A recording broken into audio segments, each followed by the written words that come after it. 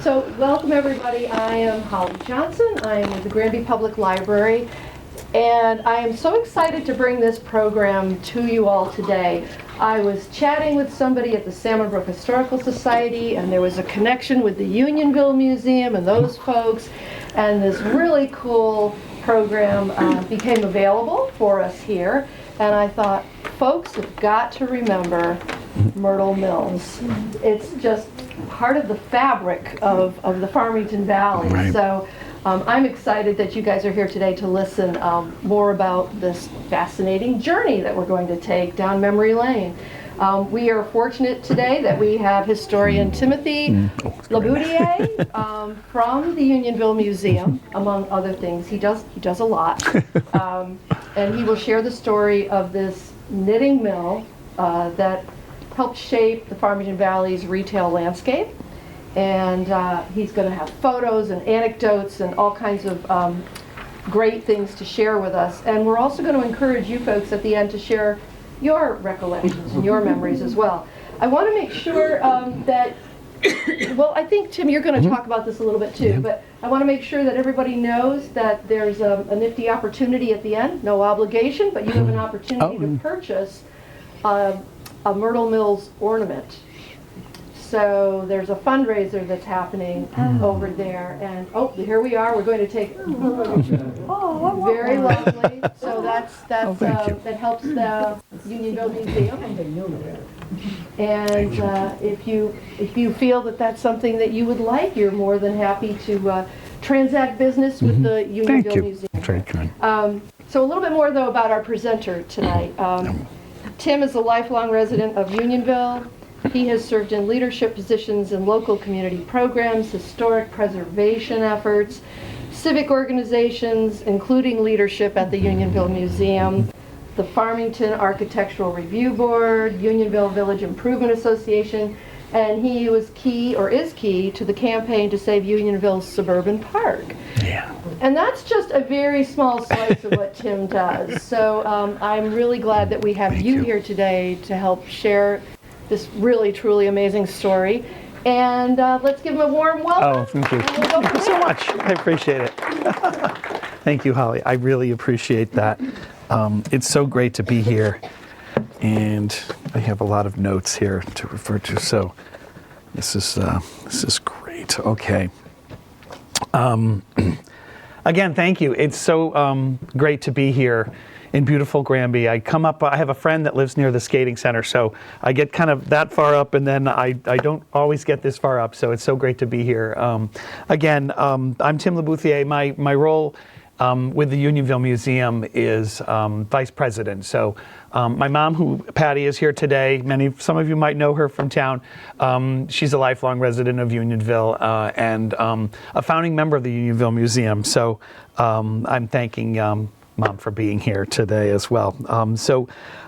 Today's presentation is thanks to the research a lot of the Unionville Museum, and I want to give a short but shameless plug for our museum. If you've never had an opportunity to come by and seen the Unionville Museum, for those of you who know Unionville, right down the street from Myrtle Mills, where Myrtle Mills was, is our little Carnegie Library. The museum is a 1917 Carnegie Library, one of only 11 in the state, and about a little over 40 years ago, the town made it available to us, and so that's when the Unionville Museum was founded. We founded the museum because there were a few folks like my mom who wanted to preserve local history, and we were realizing that as the generations were changing, we were losing history. People had wonderful artifacts and great photos, and we just weren't, there was no place to really save them. And we have historical districts, and Farmington has a wonderful historic society as well, but the folks on the Unionville side were thinking that we needed this. So we're real happy to have that there. We have now over 15,000 artifacts that we have collected, and a couple times a year we do some neat exhibits. So second shameless plug is for our next exhibit, which opens tomorrow, and this is going to be really fun for families and kids and grandkids. We are doing the story that sparked the legend, Rudolph the Red-Nosed Reindeer. It's a really fascinating story about Robert May, the copywriter who worked for Montgomery Ward, who actually wrote Rudolph.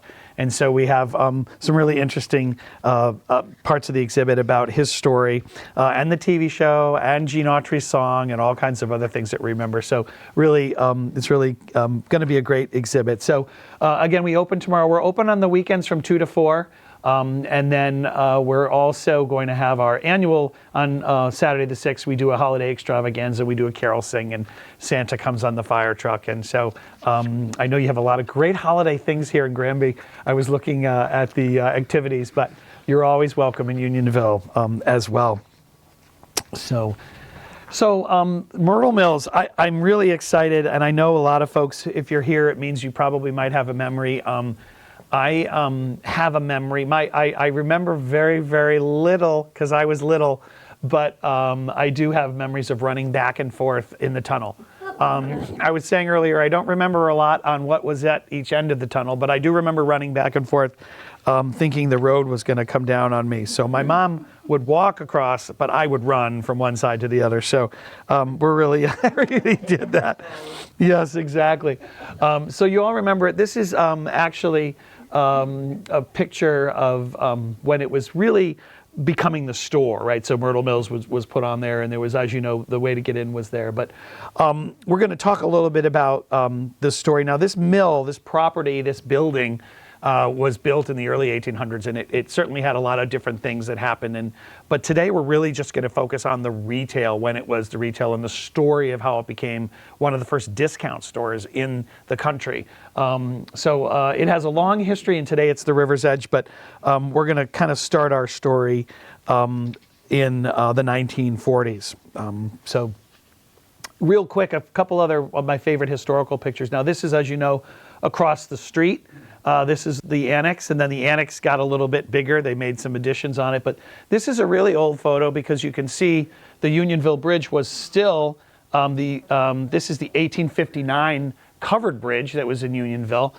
So you can see how old that particular part of the annex was. This particular bridge was replaced in the early 1920s because the new automobile traffic was making it a little unsafe. So it was replaced by an iron bridge, which lasted until the hurricane of 1938. And then it was replaced by the wonderful bridge we still have today, which started off silver, then was green, and now it's black. But the 1955 flood did have to do. So that's the quick history of the bridges, but I love bridges, so we do that too. Again, you can see how there was an extra addition put there, and then the building. So originally this was just the building, and then it kind of got a little bit bigger. That's the one you probably remember, right? With the toy store and the pet store in there. So, right. So we're going to start the story in Brooklyn, actually, which is where the Myrtle Mills store kind of started. Brooklyn. So the Myrtle Mills Corporation of Brooklyn, New York, was a knitting mill. It was owned by Rosa and Max Rosenstein. It was established in 1902. But by 1921, the firm had 16 knitting machines, 8 sewing machines, and a winder. And so this was a mill that actually knitted clothing and such, and they also produced yarn. So Max became a little disenchanted with Brooklyn because he had a little perchance to be a little bit of a hard boss, I would say. So some people weren't very happy with his labor relations. So they picketed his house in Brooklyn because he was making people work a little bit longer than they should. And that really kind of put him off. And he actually, it was said he blamed Mayor LaGuardia for establishing a more liberal police force who actually did not handle the strikes of his workers very well. So he was a little disenchanted. So he shopped around and he found this great little town in Unionville. So in 1924, he moved his business to Unionville, and he chose it because there was lower taxes. The raw materials were readily available as well, and the town gave him $3,000. That's a lot in the 1920s to move because they were excited about about 125 jobs would come with the knitting mill. So they welcomed him in. So he definitely was that. Now, he brought with him his unfair labor practices, unfortunately. So he still, working for him was a little tough. He was actually, the folks in Unionville were very happy to have the jobs, but the people at the state were a little bit more concerned about how much he was making everyone work. So he was actually arrested in 1936 because one of his workers, Velma Holcomb, worked over 60 hours in 1 week. And the Connecticut State Labor Department had an investigation and revealed that most people were averaging 66 hours a week and working as much as 14 hours a day at his knitting mill. So that was a lot. So I was trying to figure out and find an image about women working at this knitting mill in Unionville. Of course, that didn't exist. So I have to admit, this is the first time I ever asked AI to create an image, and that's this image here. So it's kind of scary, isn't it? So that's an original photo of someone in New York doing that, and this is kind of a created one. But this would have been kind of like the average scene at the Unionville mill. I just tried it. I don't know. It's just a sign of the times, right? So the knitting mill made sweaters. The knitting mill made all kinds of different things, and it also actually, in the early days before it became a retail store, they made yarn. But knitting sweaters was really the big thing in the 1930s and 40s. So he had some government contracts. So in the 30s and 40s, Myrtle Mills manufactured sweaters and vests, flying jackets, mufflers, sailors, turtlenecks, jerseys for the military. And this is really an amazing story. In 1941, they received a contract from the Army Corps of Engineers for their mechanics who were working overseas in the war effort, and to keep the men warm without their sweaters getting caught in what they were working on. So if they were repairing a tank or a plane or a Jeep, it was really cold in Europe, obviously, during the war. So they needed these sweaters that were easy to work in. And so our mill in Unionville, in 2.5 years, 1942 to 44, knitted over 500,000 sweaters that were then shipped overseas for our forces, which represented 20% of all the country's production of those items. So our little war effort, our little contribution in Unionville and our valley to the war effort was there, and that would be that. So this is the second and only other AI image, because I really wanted to give you a sense of what these sweaters would have been. So these would have been the workers over in Europe, and they would have been working on the Jeeps and in the war effort, and they would have been wearing their Myrtle Mill sweaters, which look just like this. So that's how it is. So just an image, not an original. But they became very busy fulfilling their military contracts, and it really was a great sense of pride for the folks in our area to be having that kind of contribution as well. So it kind of took off as kind of a story. So remember that Myrtle Mills started off just knitting all the clothes, right? And then someone thought, why don't we open up a showroom? And this was really, actually, you remember, was quite popular. So why don't we sell our clothes right out of where we make them? So we call them a factory store. Today we call them outlets, although we don't make the clothes today. But it would have been kind of like an outlet. So people would have gone to Myrtle Mills. They're making the sweaters on the second floor, and they're actually selling them in a small retail operation down there. And so they started to advertise the fact that they have a retail store, right? And so you could get yarn there. They made yarn as well, and also sleeveless sweaters and muffler mittens or socks. I get muffler. I don't know. That's a word we don't really use when we talk. I don't know. But anyway, muffler mittens. So that was really popular. Again, by 1948 they had a trademark applications. They made men's and women's sweaters, children's sweaters, snowsuits, jackets, and women's skirts and top coats. So they started to really push that part of their business. So you could go there and buy whatever they were making. We have a sample here. This is a great image of what they sold. Now they would make the yarn and also sell yarn there in their store. So things were humming along in the 1950s. They were starting to try to kind of promote their retail store. But then we had the flood of 1955, and this was a kind of the topic of, we just recently had an exhibition on this. It's been 70 years since the flood of 1955 in Unionville and all over the valley and Connecticut. And this, as you can see, is the Myrtle Mill store. The south side of Unionville, so as you know, Unionville is kind of split by the river. One side was very devastated. On the other side, not the Myrtle Mill side, but the other side, very devastated. Debris kind of came up, piled up against the bridge, and kind of wiped out. You know, the river was kind of diverted and wiped out many homes and businesses around that. But on this side, where Myrtle Mills was, which is, as you know, right on the river, all we really suffered was about 8 or 9 feet of high water. So you can see this was at the very height of the highest part of the flood.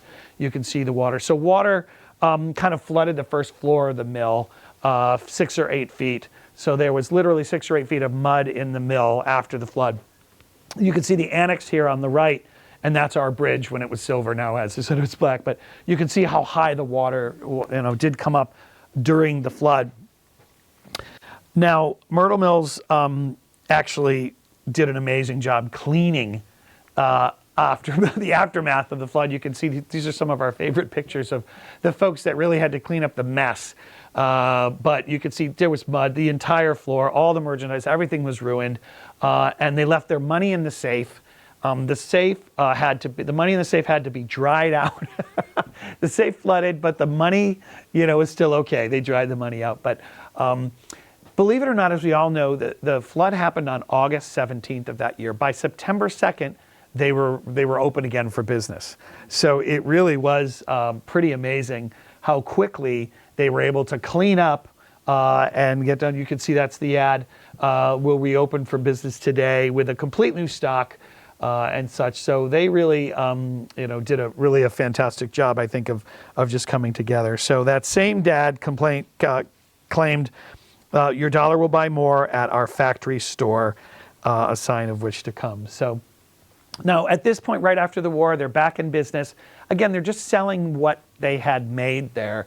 And this is when this idea of a discount store started to circulate, and it started to say, okay, so now we all know discount stores. They're still popular today. These are just some of the ones. We have a Dollar Tree actually right across the street where the annex actually once stood. It's now a Dollar Tree. It was a Walgreens for a while. So this idea of selling kind of discounted merchandise wasn't really, this was Myrtle Mills when they developed this idea. There wasn't a lot of those stores. As we all know, if you talk to folks who remember going into Hartford and shopping at G. Fox and Company, shopping was a different experience. When you went to G. Fox, you would, just be waited on, and it was more of an experience. And sometimes they would, assign you someone to go around with you and hold your merchandise. And when you bought it, it was a very different experience. The idea of a discount store where you go in and you actually pick up the items and you put them in a cart and you actually go up and pay one person at the end of the experience is very different. So that's kind of where this started. And so they thought, why don't we take our 50,000 square feet of space? Manufacturing at that point had been moved out to a kind of a more facility in Hartford that made more sense. So now they said, let's just see if we can bring a few more items in here. And so this is kind of when it became more of a department store, the store that we all remember, right? So on March 1st, 1956, Draped in Bunting opened with a ribbon cutting here, claiming to be New England's finest bargain center. It was a new way of selling apparel, dry goods, and appliances. The store was open Monday through Friday from 9 till 9. Now, David Siegel was the president of the factory store. We believe we are pioneers in self-service in a store of this type, and they really were. So this concept of self-service meant that the store operated like a grocery store, as I was saying.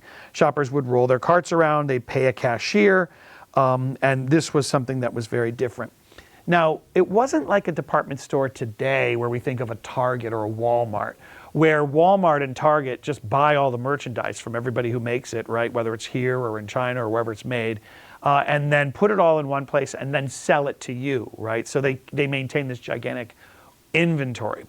This store was different, if you remember. Like, you would walk down and they had, say, maybe the E.L. Avery from West Hartford was selling washing machines, right? So you would kind of say, okay, they're here. So it wasn't like the people had an inventory, right? So maybe the pet store was just somebody in there that was just selling pet food and such. So the store was kind of a mishmash of all kinds of different things, but mainly still apparel, because that's really what people had come for and that's what people were used to. But it was kind of a new concept, and it was a risk, actually, thinking that it was a bargain center. So we took a risk. So fluorescent lights were installed. These brick sections were included and added in. They put the large kind of neon light there that existed for a while. I wish we still had that, but it was lost to time. According to the company's president, it was neat and trim, but not too fancy. And it couldn't be too fancy because, again, we were selling a different experience. We were selling a bargain experience. We weren't selling a G. Fox experience. So that really was different, and these are some of my favorite. This is my favorite picture because of the cars. It's just great. You can just kind of feel it.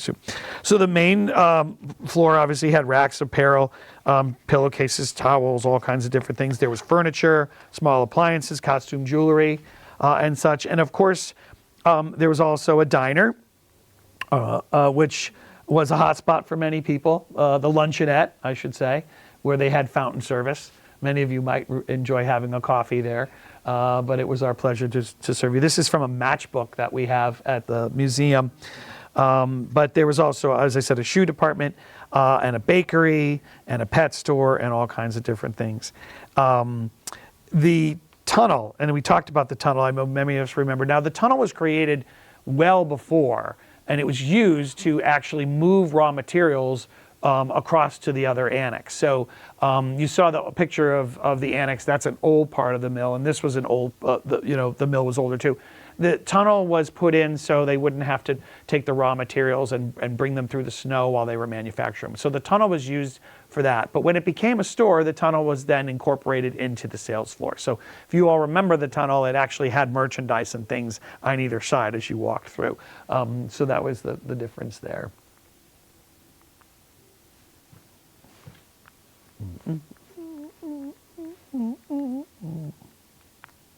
There we go.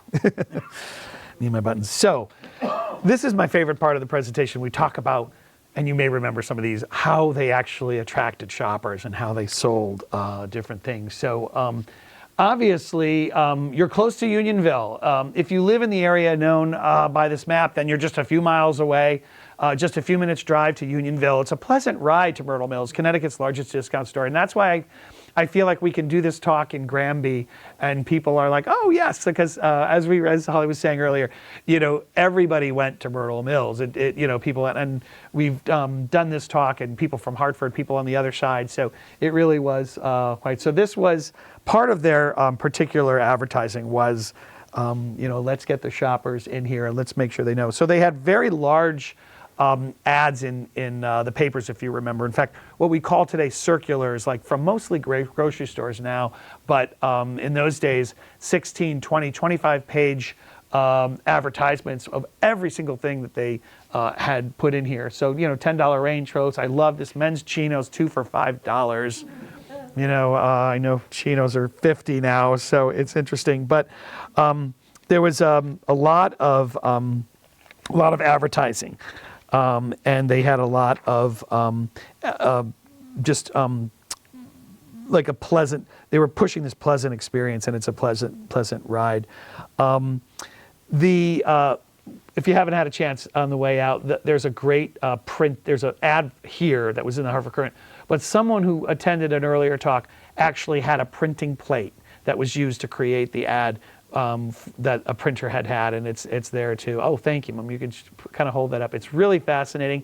That's how they used to do the ads in the newspapers. They would create a plate, and then they would just put it out. So you can just imagine creating something like that for every circular that was happening. But again, these would have been run in the, and that's the, we actually made that print from that plate. after rolling ink on it. So it's really cool. So a lot of different things. So beyond just advertising, they had these dollar day sales, and we've actually talked to some folks who remember. In fact, one woman was telling us she remembered actually being here in this particular thing. So in addition to all the advertising, they had these promotions like the dollar day sale, which ran in January 1960, advertising that every hour they would offer something for $1. The dollar sale was turned into a melee when an estimated 10,000 customers came to Myrtle Mills hoping to score a bargain. Again, these are real true shoppers to stand in a crowd of 10,000 people and all do this too. And they did, yes. they had the space. It was this big 50,000 square feet. So the Farmington Police Department had to come to this particular sale. The chaos, speaking of the chaos, the owner said, "Never did we imagine such an overwhelming response to a sale. We never realized so many people would come to Unionville." So even the people who own the mill were like, wow, this is a huge thing. So it really did work. But this is my favorite one, and it's just really amazing. I don't know if anyone here ever got to be one of these or remember this, but this was a special promotion in November 1960, giving children a chance to win a Shetland pony based on sending in a letter, get this, 25 words or less explaining why they wanted a Shetland pony for Christmas. Now, I don't know about you, but 25 words is not a lot. So they were judged on originality and the neatness of the writing. And the staff of the Hartford Courant and New Britain Herald were all involved. 3 children won ponies for Christmas, and hopefully their parents approved. I can't even imagine. Hopefully they asked, they just did this too. And do you remember? Oh, I saw the pony in there. Oh, that's wonderful. Oh yeah, they used to sell monkeys too. Excellent. I'm looking forward to hearing more of that story at the end. So they had a lot of fun, and it was fun. So here's what our history changed a little bit, and it gets a little complicated. I'm trying to explain it, but it's really very interesting. So, in July of 1961, just 5 years after the Myrtle Mills, discount bargain store opened, Myrtle Mills became a Big N store. So at the time, it had about 250 employees and sales volume of several $1 million. So the N store was a chain of stores owned by the Neisner brothers. Thank you. So they had about 172 chain variety stores like bargain discount stores, because these stores just exploded once Myrtle Mills and others had opened, employing about 7,000 people all around, all the way up from Connecticut, as south as Texas, Florida, and as far out as Colorado. So Max Rosenstein, we remember him, he was really, really still concentrating on yarn. So remember, he was manufacturing yarn in the knitting mill, and then his kind of factory store got kind of big, and when they decided to kind of open it up, he decided after 5 years, I can't run a discount bargain store and continue what I'm really doing. And what he really loved was creating yarn, right? So he was, him and his brother Nathan decided that because their parents had held the nylon yarn and other synthetic yarns required, patents, and the patents made him have to go sell them and go promote his patents with the yarns. So he decided that he would find someone else to run the store. So that's where the Neisner brothers came in. And so they turned their store, turned Myrtle Mills into a Big N store. And then they actually opened up another one, and I had not known this, out in Newington. So in August of 1963, they opened up a second location of Myrtle Mills in Newington. This is the ad for the grand opening, and inviting, back to school sales and such. And it was quite popular. So there was really kind of two Myrtle Mills for a little while. I love this. Canary's 78 cents. And this one especially, Hershey's Kisses, 53 cents for Hershey's Kisses. And that's a whole bag. That's a whole bag. I think I paid $8 for Halloween recently, so it's all good. Now, being a classic Mustang owner myself, this was my favorite promotion too. And so they continued these big promotions as well, even after they became part of the Nye brother chain, the Big N store chain. This one was offered regular, this was beyond to their regular advertising, but this was a 1966 Mustang. It was the grand prize in November '65 in a special promotion that they did. You actually just needed to, you didn't even have to buy anything. You just needed to come into the store and fill out a raffle ticket for this car. And you could enter as many times as you wanted. They were also giving away a new Motorola 12-inch TV and a year's supply of men's shirts and other things. So they really did this too. But yeah, free, these extra prizes. So yeah, it was really pretty amazing. So they started to scale back the larger promotions later in the 1960s, and they started to focus on specific customers. So, for instance, they did a promotion on different bowling shirts, right? So in order to get people to come in and buy bowling shirts and bowling balls, they had a bowling clinic. And of course, Unionville, you may remember, had a bowling alley right across the street on Water Street. And so they were starting to think about those kind of special promotions as well. And also like women's fashion, right? So this is on the right there, the Easter Fashion Show, which is included, that's Miss Bristol modeling spring fashion. So they were starting to do a lot of things that were not as expensive as giving away Mustang convertibles and horses. So there's that. So this is when our story gets a little bit interesting too, because Unionville at this time, and now we're up to the late 1960s, 1969, 1970, Unionville went through a very interesting redevelopment. So at the time, Unionville was like many, many other towns around Connecticut, around the Northeast. There was a movement among many communities to out with the old, in with the new. Unionville had experienced a fire in some of its old buildings and near the mill. And it was decided that they would undertake a redevelopment, which would take over 60 buildings by eminent domain and reimagine 30 acres of Unionville Center. So if you go to Unionville Center today, you'll see most of our buildings are all from the early 70s. That would be from the post office to the old Ryan's Pharmacy.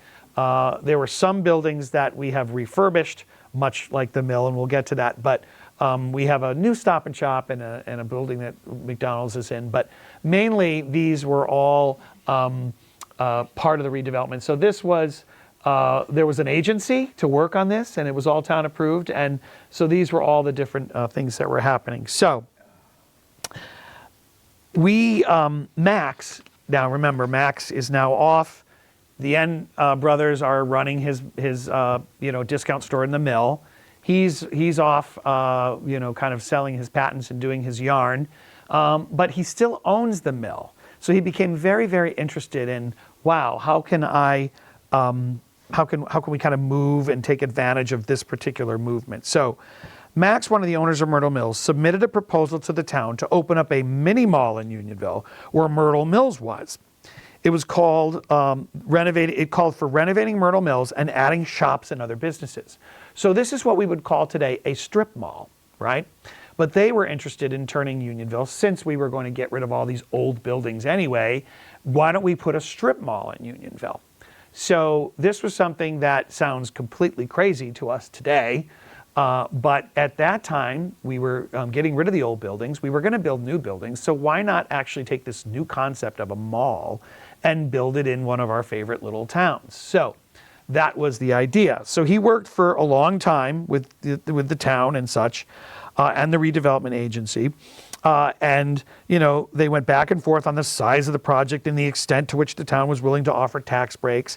And then remember, they would have had to demolish a lot of different buildings to build this idea. So that was it. So this particular, this is unbelievable. This particular idea was actually adopted. It was actually approved, I should say, excuse me. So it was going to go, but there were only supposed to be 3 buildings that were going to remain, and one was the Myrtle Mills building, and there were 2 others. So I want to share with you now this idea, this, what Unionville would have been if this had gone through. So this is my, you probably didn't know this was here, right? So I like to do a reveal because this is so, just make sure I'm holding it right. Okay. So here is Unionville, the future Unionville. So this is what the folks thought this would be a really cool, wonderful mall. So as you can see here, this is an architectural drawing of the idea, and I will kind of point out, can you, yeah, so Route 4. So does everybody kind of see where Farmington Avenue is? There would have been a pedestrian bridge over. They would have gone over the Unionville Bridge where Puente's and the Parsons Hardware used to be. That would have been more parking lots. So we would have had parking lots in there. And then the south, which is this part right here, see this green space here on my left, that is where we have like the Dunkin' Donuts today and George's Pizza, that area. That would have been green space, right? So again, they would have said, let's do all the retail here. But you can see parking lots. And there was also an underground parking element to this as well. So we would have had a very ultra-modern underground pavement. But you can just imagine. Now, see Myrtle Mills is the building along the, you can see how modern it was. And it would have had all these little ways to get into it. Would have been greatly expanded. And that was what they were proposing. And again, this is something that was approved. So this was all going to happen.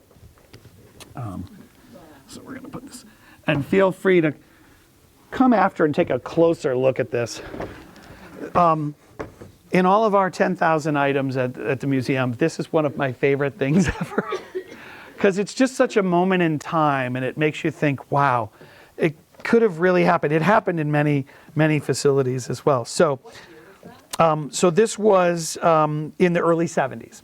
Right. So again, redevelopment happened in Unionville between 1968 or so is when they started it, and 1972, and so that's when they would have kind of cleared all the buildings out, built the new buildings, some of which, as I said, we kind of still have today. But next year, I think I mentioned this before, but next year we're doing a whole exhibit. It's our next big exhibit next year on redevelopment. So the story of how all that happened is going to be really exciting to tell. So this will be very much part of that story.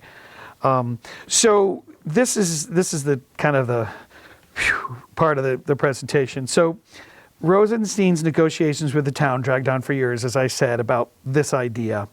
And in 1972, the town approved the facelift plan for Myrtle Mills and this to happen. But what had happened was that Max had given the Niles brothers, who were running the Myrtle Mills, a long-term lease.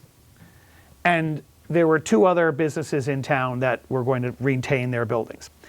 They didn't think that their discount bargain store was going to fit into this image of this ultra-modern, really upscale mall. So they're like, yeah, we don't agree with this. We're not breaking our lease. So the actual people that Max actually signed his contract with said to him, we're not breaking the contract that we signed with you because we don't want this mall. We want to keep it just the way it is because it's a bargain store. And no one's going to go to a bargain store in a fancy place like this.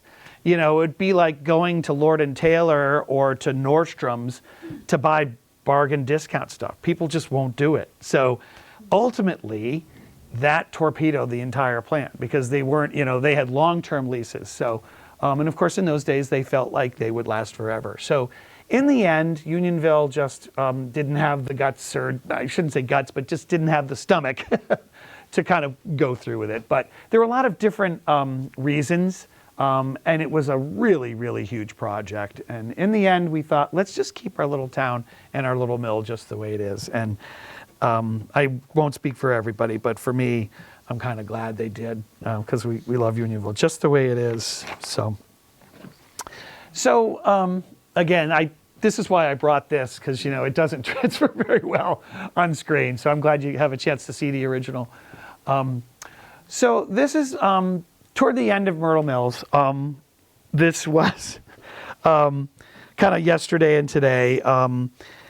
In the end, we're in the mid 1970s, and the partner, one of the N brothers in the firm operating the store, felt a decline in sales that precipitated the closing of the one in Newington due to part to what he called a blue-collar recession, right? So we remember the 70s, remember all the gas was very high and all that stuff. So people were, even though you'd think that a discount store, even with that, would do well, there was a lot more choices, and there was a lot more stores, and then Caldors came, and Zayres came, and there was a lot more competition from Route 44 and all these other places. So this kind of old mill discount store, it just kind of became like a little bit more lackluster. So we couldn't really compete, as they said, with the other businesses that had relocated. And also, it was kind of what they had kind of feared. There were other new buildings that were built that we have today in Unionville because of the redevelopment, and stores opened up there. And then all of a sudden, it was these newer buildings, and then this old mill. So that kind of was difficult for folks too, as well. This it was still a popular place. This is. I don't know. This is the year. So this would have been the early 70s, right before, kind of before the beginning of the end. This is my brother Patrick and my sister Cindy, who are 5 and 6 years older than me. I am not in this picture because I was too young. I guess must have been one or so. This is them outside of Myrtle Mills, dressed up on Easter, collecting money for the Easter seals. And I do remember we did this for many years. My mom made us do this. And this on the left is our neighbor Sharon, and she really didn't want to do it. She was always upset. Mom, don't make me stand in front of the public in an Easter suit, in a bunny suit. But my brother doesn't look all that excited either. I think my sister enjoyed it. But that's a kind of a personal memory that we have. So in 1975, due to the poor economy and competition, as we were saying, the store hadn't been making a profit, and so the N brothers decided to close it. Ironically though, it's the annex that that other part, the one that was across the street. So again, here's the mill, and then the annex that we were talking about before, that ended up actually surviving. It was not taken down during the redevelopment, and it actually survived until what we think is the early 1980s, right? So that particular mill, part of the mill, also survived, and that's what we have today. But we turned this building as well. This building eventually became the River's Edge Plaza, which is what we have today, and they kind of they put kind of a thing in. So there's businesses all in, so it's not just one, but we won't do that. So yesterday and today, you can kind of see, this is the River's Edge Plaza. Water Street, which went all the way down and took a left, that in the old days would have had a bunch of different things. All those buildings and homes were taken down in redevelopment. Water Street itself was just kind of, they just got rid of it. Now it's just kind of a parking lot. But again, the Stop and Shop was built down there farther. So that's where we are today. So the mill met its end due to pretty much the economy, but it certainly was, it certainly made quite a mark on all of us. So this is our ornament. As I said, we tried to design it. It was hard. There was really not a picture of the mill that's straight on. So we worked with the artist to try to create what we thought would be best. Thank you for Holly for mentioning it. The ornament itself is a part of what we call in Unionville the landmark series, and so the Unionville Village Improvement Association started making the ornaments of all of our landmark buildings in Unionville, and we still have many. There's 15 of them. This is our number 15, I believe. And so we just debuted this last week. We got it. We're very excited. And then doing this talk, I thought I would bring some along. These ornaments are $15, and we make $1 or $2 on each one. But was really about making memories. And so we really, we have the collection, and we have all kinds of neat ornaments, but we did one of Farmington High School, and it sold because people wanted to give it to all their kids who actually went to Farmington High School. And we actually did it to kind of help save Farmington High School, our original building in Farmington, which was going to be demolished. And we ended up doing a little campaign, thanks to many people who had many wonderful memories at Farmington High School. It was saved. It is currently being renovated and is going to become Farmington's new town hall. So after 100 years, the building is going to get a new facelift, and we built a new high school. That's a whole other story, but we're really excited to kind of preserve. So Unionville is pretty good at preserving what we have. Redevelopment was a little glitch, but we're happy to do this. So we do have these if you're interested, and we'd happy to do that. So, and so this is, again, one of my favorite parts of the program. How are we doing for time? Oh, good. Okay. I want to, we'd love to hear your stories. I know many of you, I heard you talking earlier. Some of you worked at Myrtle Mills. Some of you just shopped. Many of you probably remember it, but we love to hear, kind of what you remember about it. But before we get to that, does anyone have any questions about kind of the journey, as we say, the Myrtle Mills store journey, or you have a question? Yeah. Initially, when Max was in Brooklyn, what was the yarn? Was it wool? Was it cotton? Or were they weren't using nylon then, were they? Yeah, no. So it would have been a woolen mill. Yeah, yeah, exactly. Would you do me a favor and repeat the questions after you Yes, ask so that yes, everybody exactly. can hear that? So thank you. Yep, the question was what type of yarn was made at the mill from the very beginning, or from Max's company in Brooklyn. So opened in 1902, so I'm assuming he was kind of creating it would have been woolen mills, right? And we even know that wool and yarn could have been produced at the Myrtle Mills as well prior to that. In fact, there is something we read about. They would take the big bales of cotton and they would bring them through the tunnel, which we all remember the tunnel. And then, as I was saying earlier, raw materials would be taken through, so we wouldn't have to, the cotton wouldn't be having to be brought in with the snow maybe falling or the rain. So, and then Max himself, they were really yarn people. It became a knitting mill, and then they moved their yarn spinning operation, right, creation of yarn, to a facility in Hartford. And then our mill just became the discount store. But they really were pioneers in the fact that they were on the forefront of when yarn became nylon, right? So in the 60s, when everybody was talking about different types of yarns. And so they had many patents, as I was saying earlier, and the patents were they were making more money on the patents than they were on just, renting out their, or creating the yarn. So he would go across the country and sell his ideas on nylon, and then other manufacturers would create the yarn. So, yeah, it's really neat. It's a neat story. So, yeah. I have two questions. Is the tunnel still there? Yeah. Do you know how they got the name? Oh, two great questions. I do know one of them. I'll start with the one I know. Yes, the tunnel is still there. When they demolished in the early 80s, when they demolished the annex, it was sealed, obviously, because there was nothing on the other side. And the idea was just to have a parking lot there, more parking for the mill River's Edge Plaza that we were creating. And then it was decided that they were going to build, Walgreens came in and said they were going to build that. So we happened to be involved with, we were on what we call the Unionville Village Improvement Association. So we were just a little group of residents that were kind of hoping that when they do build new things in Unionville, that they would try to celebrate its past. And we're a mill town, and we want to celebrate its past. And if you come to Unionville and you see our Stop and Shop, it's not like a lot of the other ones. It's built to look like old Myrtle Mills, just like a brick facade and such. And that's what we wanted. We wanted to, kind of recreate this idea of the mills. And we've lost most of the mills in Unionville. The one that was next to Union School, the Charles House Felt Factory, which many of you may remember or had relatives that worked there.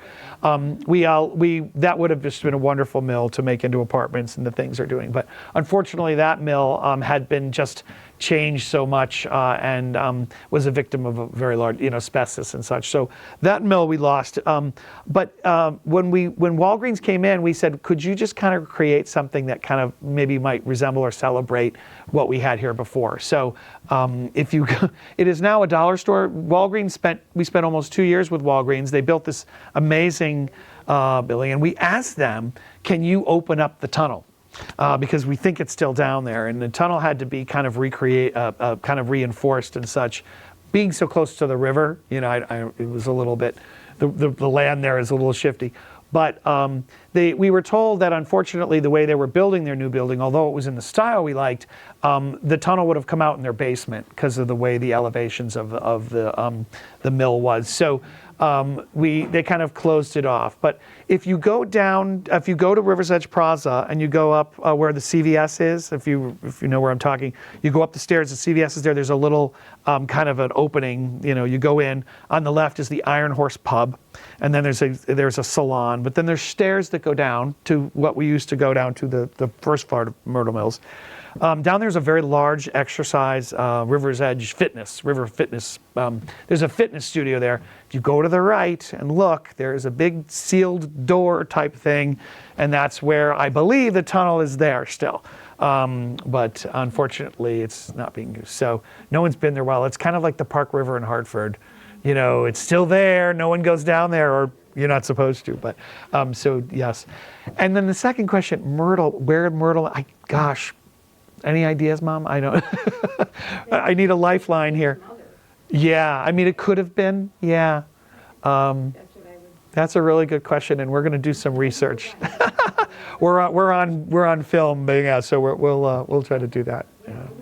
Any other questions?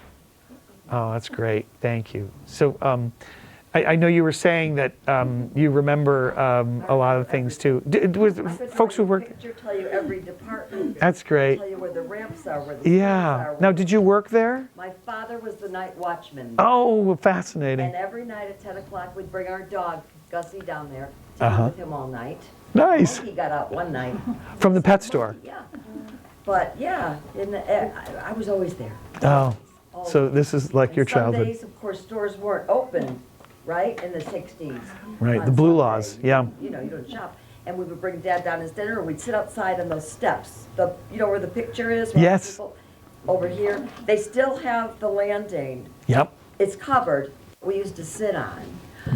Oh, every time I drive, and I live in Unionville. I'm Right. still in the house I grew up in. That's wonderful. And yeah, I know everything about Myrtle Mills. Oh, that's wonderful. Thank Yeah, you. they did. They sold, the paintings were hanging. Yes, in the tunnel, right? In the tunnel. Yes, the tunnel. And right. we go through, and then all of a sudden, there's the furniture store. Yeah. And you'd go up, and there's the automotive, and then there's all the toys. And you could buy tires, and, yeah. They sold everything. There isn't anything that Myrtle Mills did not sell. Yeah. They had their bakery. They had Cousin's everything. Bakery was. Yes. And it's hard to believe now, right? Because we go into stores and they have everything. Yes, they did. Or we go on Amazon and, but in those days it was really unusual, right, to have it too. Now ma'am, you also worked, so you worked at Myrtle Mills as well, and you worked as a cashier, or? I worked in every department. Every department. I worked in the cashier, I worked in cosmetics, I worked in jewelry. Yes. And it was a- So do you remember any of the promotions? I remember we always had the dollar sales. And Yeah, the dollar I remember sales, yeah. I was there when they threw the ice skates out to the people. What size you want? And they literally threw the ice skates. Wow. To the people. Wow. And I That had sounds my bowling dangerous. ball. I have my bowling I ball have my too. bowling ball. And you still have your bowling ball? So do I. I still got the skates. Oh, that's great. That's Yeah. wonderful. They were like But it kind halfway of went up. downhill when they Upstairs started and they were on the left. having other Which people come ones? in and run the double- department. Exactly. They had left it like it was. You go up the stairs and it was right there. Yeah. Now they did, it was better quality. Wonderful. And And then there was like the courtesy desk. Thank you. it felt Thank you. down ramp. Is there anyone else that has any memories they'd like to share? One of the things that we unfortunately, we have some memorabilia, as you can see, and please check it out on your way out. What I really want to find is a piece of clothing that was knitted there, or like a sweater. And I've been asking when I do these talks, does anyone have anything in their closet? Because we're all, a sweater is something that I have sweaters from the 1980s And I'm like wondering, because we would love to have a sweater, for our museum has about 1,300 vintage pieces of vintage clothing, and we have some Civil War uniforms, and it's a special part of our collection that we don't get a chance to show, but I would love to get that. I did meet one gentleman who came up after and said, I had a sweater, I remember that Myrtle Mill sweater, I bought it there, I wore it until it worn out, there was a big hole in the, and I said, and he goes, it's gone. And I was like, I was kind of hoping he would say, I use it as a rag in the garage. And I'm like, well, could I have it? But so if you are going through maybe some of your closets and you come across a knitted skirt or a knitted scarf or something that says Myrtle Mills, I'll pay you handsomely for it. So, and lastly, that is another wonderful thing. We lovingly accept all kinds of memorabilia, and if indeed you find that something is precious to you, that you would like others to kind of enjoy. And I know now, our generations of today don't have a lot of the room, or maybe not the same kind of nostalgia, or have the opportunity to keep as much stuff as we all did, and I know that's the case.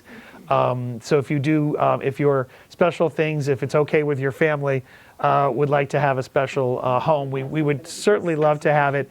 And if you have wonderful photographs, we would love to have a digital copy of that so you can keep your photographs, but we also would love to have them. So if you have any wonderful photographs of your family, like my family there on the steps of Myrtle Mills, if you do have anything like that, we would love to have that in our collection under your name. Eventually, our goal is to have our entire collection digitized, and we have been working on it.